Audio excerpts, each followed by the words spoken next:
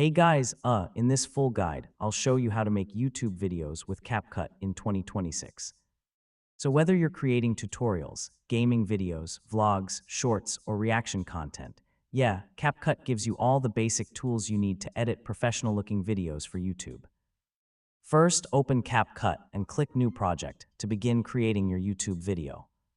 Next, import your video clips, images, music, or voice recordings by clicking the Import button or dragging files directly into CapCut.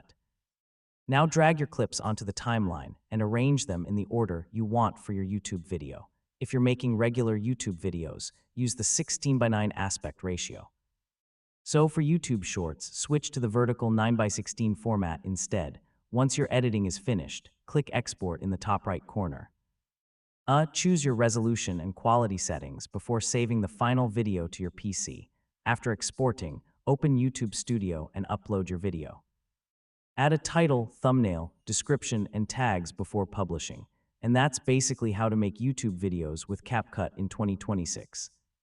Yeah, with the right editing, effects, music, and pacing, you can create high-quality content directly from your PC or laptop. Thanks for watching, and I'll see you in the next tutorial.